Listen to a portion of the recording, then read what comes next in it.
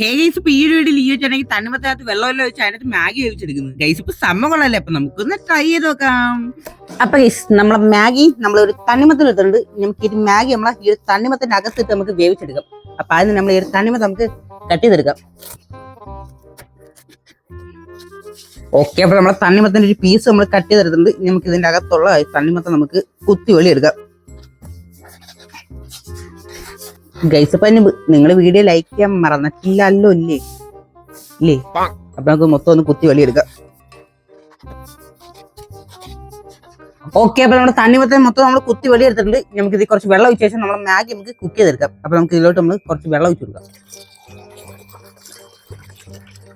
Okay, അപ്പൊ നമ്മൾ വെള്ളം നമ്മൾ വെച്ച് സെറ്റ് ആക്കിയിട്ടുണ്ട്. നമുക്ക് അടുപ്പത്ത് വെച്ച് നല്ലോണം കുക്ക് ചെയ്തെടുക്കാം. ഓക്കെ, അപ്പൊ നമ്മുടെ തണ്ണിമത്തം നമ്മൾ അടുപ്പത്ത് സെറ്റ് ആക്കിയിട്ടുണ്ട്. നമ്മൾ മാഗി നമുക്ക് പൊട്ടിച്ചില്ലാത്തോട്ട് ഇട്ട് കൊടുക്കാം. ഓക്കെ, അപ്പൊ നമ്മളെ മാഗി നമ്മൾ സേഫായിട്ട് അതിനകത്ത് ഇട്ടിട്ടുണ്ട്. ഇനി ഇത് കുക്കായി വരുന്നവരെ നമുക്ക് ഇവിടെ വയ്ക്കാം. അപ്പൊ നമ്മളെ മാഗി സെറ്റായി തന്നെ വെന്ത് കിട്ടിയിട്ടുണ്ട്. അപ്പൊ നമുക്ക് ഇതിൽ നിന്ന് കുറച്ച് വെള്ളം ഊറ്റി കളഞ്ഞ ശേഷം നമ്മളെ മസാലയെല്ലാം ഇട്ട് സെറ്റാക്കി എടുക്കാം. ഓക്കെ, നമുക്ക് നല്ലോണം ഒന്ന് മിക്സ് ചെയ്തെടുക്കാം.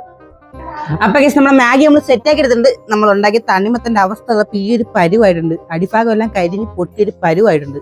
പൊട്ടി അടുപ്പി വീഴാൻ എന്റെ ഭാഗ്യം. അപ്പൊ നമ്മൾ ഇതൊരു പാത്രത്തിലോട്ട് ആക്കിയിട്ടുണ്ട്. അപ്പൊ നമുക്കത് കഴിച്ചു നോക്കാം, വല്ല വ്യത്യാസം ഉണ്ടോ നോക്കാം. തണ്ണിമത്തന്റെ വല്ല ടേസ്റ്റ് വരുന്നുണ്ടോ നോക്കാം. തണ്ണിമത്തം കഴിച്ചു നമുക്ക് കഴിച്ചു നോക്കാം.